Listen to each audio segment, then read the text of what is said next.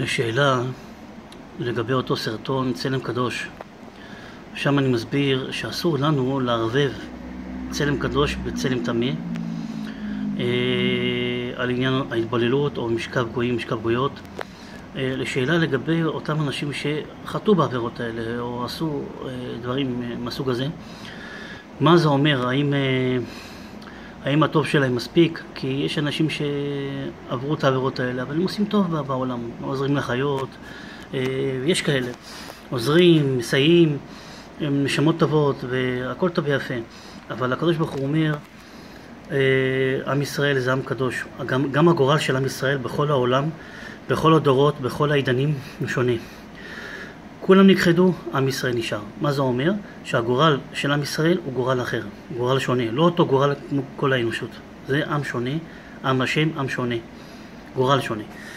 זה קודם כל. דבר שני, הוא אומר לך, מי שפוגע בשורש שלי, מי שפוגע בצלם, שוב, זה הכל תחת כיסא הכבוד.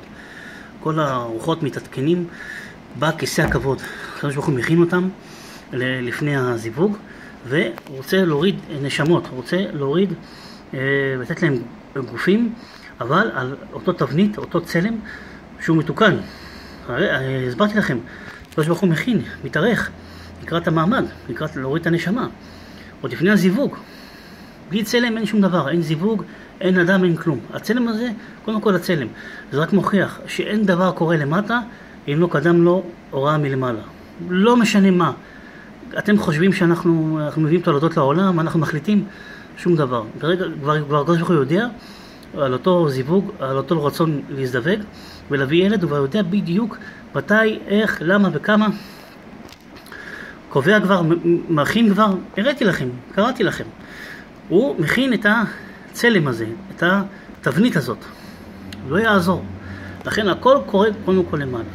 אבל אם אותו אדם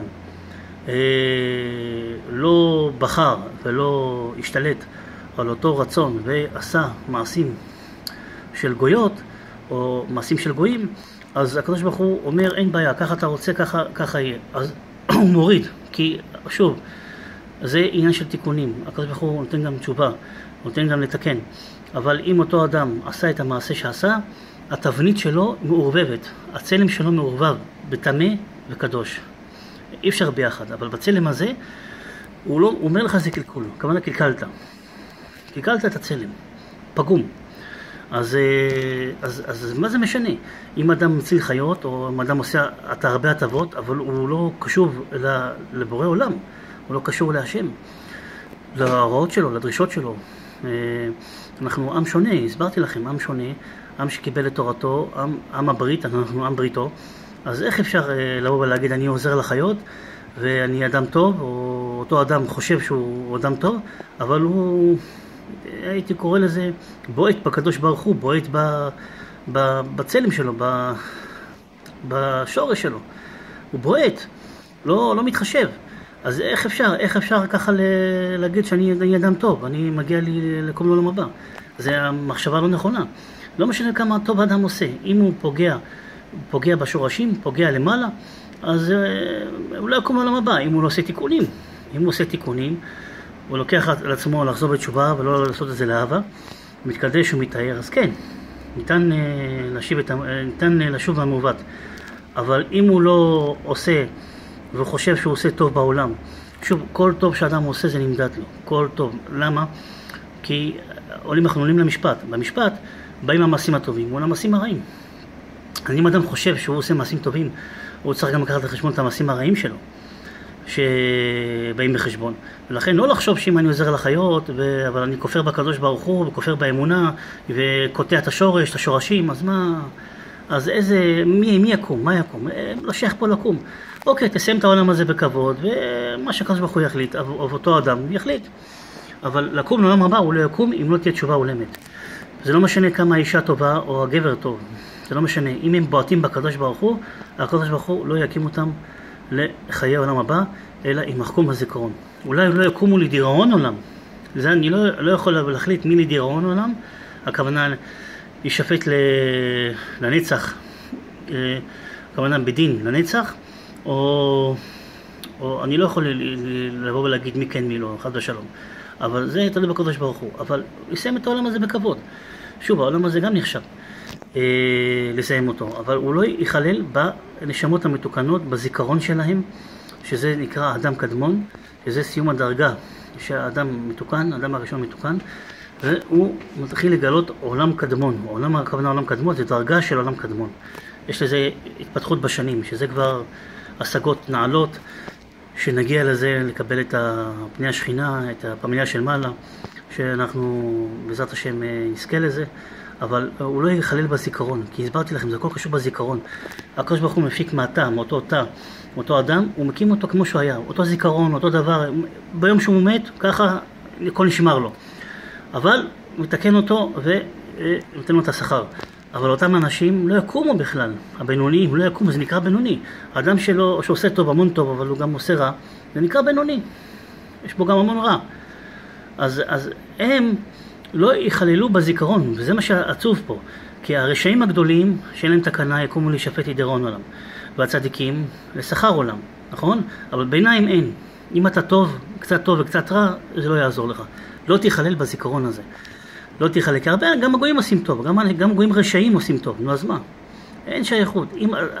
אלה ששומרים מצוות בני נוח, והם מבינים ושומרים את עם ישראל. זה לא מספיק רק לשמור מצוות בני נוח, אלא צריכים לאהוב את עם ישראל.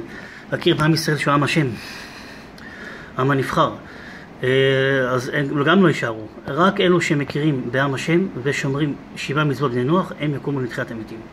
מכיוון שידעו אותם מקטנם והגודלם, וזה קשור בהשגה שגם על עם ישראל, שעם ישראל הוא העם המובחר, עם שמקבל את המורשת, וצריכים לחכות למעמד הזה ולהאיץ את העם ישראל.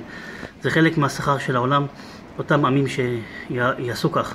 אבל אותם אנשים שחושבים שהם עושים מעשים טובים, לא יספיק להם, כי יש גם את המעשים הרעים שהם עושים, את המעשים שקוטעים, שמורדים, לכן זה לא יספיק להם. לכן צריכים לשמור גם תורת השם, להאמין בקדוש ברוך הוא, וגם לעזור לחיות בלי קשר, וגם לעשות טוב. אין שייכות. הכל צריך שיהיה מהכל. לא חלק כן, חצי כן וחצי לא. לא יחשב. זהו, אז זה לגבי זה. עכשיו גם כמו שהסברתי לכם לגבי הקורונה. אמרתי לכם, סוף סיוון, תשימו לב, סוף סיוון מתחיל.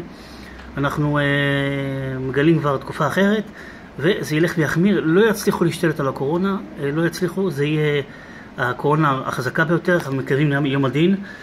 שוב, לקראת החגים יהיה קצת הפוגה, יהיה קצת הקלה, אבל שוב, זה יתפוס תאוצה אחרי, ועניין המיטה. בשבועות הקרובים אתם תראו כבר את התוצאות שקרה מה שקרה. מה שהשתוללו כולם ולא שמרו, והכל חזר לשגרה. שוב, אנשים לא זהירים, עסוקים באילומיניטי, בסדר עולמי, יוצאים לגמרי מהתמונה, חושבים שהם מבינים גדולים, שהם יודעים שום דבר. הקדוש ברוך הוא יוכיח להם ויראה להם, כי זה לא קשור לסדר עולמי, העולם ייפגע, כמו שהסדר עולם יורד, גם סדרי עולם עולמי יורד. זה הכל, כי כל המנהיגים, כל הבונים החופשיים, בונים אישים חשובים. כל האנשים האלה, יש להם דמויות מפתח בכל הממשלות, בכל הארגונים, אבל כל זה יורד. הוא אומר לך, סדר עולמי, הווירוס משנה סדרי עולם, כמו שהם יורדים, גם סדר עולמי יורד, אף אחד לא שולט, אין סדר עולמי שבאמת שולט. הכל שקר, זה הכל מופרך, לא אומר שזה לא קיים, לא אומר שאין תוכניות, לא אומר שאין השתלטות, ומנסים תמיד בכל השנים להכניס מדע, גם במדע, עניין של שליטה, שהמדע ייצור כל מיני דברים שיוכלו לשלוט על האנושות, אבל זה לא יועיל, זה יקרוס, הכל יקרוס להם. אתם תראו ותיווכחו, ותראו שכולם הלכו שולל, וכולם לא האמינו בהשם, לא בטחו בהשם. לא בוטחים בהשם, לא מאמינים בהשם. זה אותו משבצת. אני לא בוטח בהשם, אני לא מאמין בהשם. אמונה בהשם זה גם לפתוח בהשם. לא, זה הולך ביחד. אז נתנו לזה יותר מדי דגש. עכשיו, לגבי המצב עם מלחמות בעולם, גם מלחמות בישראל יהיה, אני הסברתי, ולכן יש להצטייד בקטניות, הרבה קטניות, לאגור קטניות. יהיה בעיה של בשר, יהיה בעיה של עופות, יהיה בעיה של דגים. מי שיודע לדוג, לא תהיה לו בעיה של דגים. מי שלא יודע לדוג ותלוי בסופרים, במרקולים, יהיה לו בעיה של דגים, של עופות, של בשר. גם זה, העניין היבוא ייפסק. יהיה חסר בבשר, בעופות, בדגים. זה חלק מהעניין. רעב לא יהיה בישראל, יהיה בעולם המערבי, הסברתי. בישראל לא יהיה רעב, יהיה צמצום, יהיה הגבלה, יהיה כמו צנע. אבל לא יהיה רעב. לא נראה את עצמנו רעבים, או כמו בעולם שלישי, שהסברתי לכם שזה יתפתח עולם שלישי. אתם רואים שמתפתח עולם שלישי, אתם רואים שהקורונה הולכת ומתגברת, מתעצמת אחרי סיוון. שוב, כל ההצפנות מדויקות. גם הסברתי לכם על לא לשלוח ילד, תראו מה שקורה, איזה הדבקות, איזה פריצה, איזה התפרצות.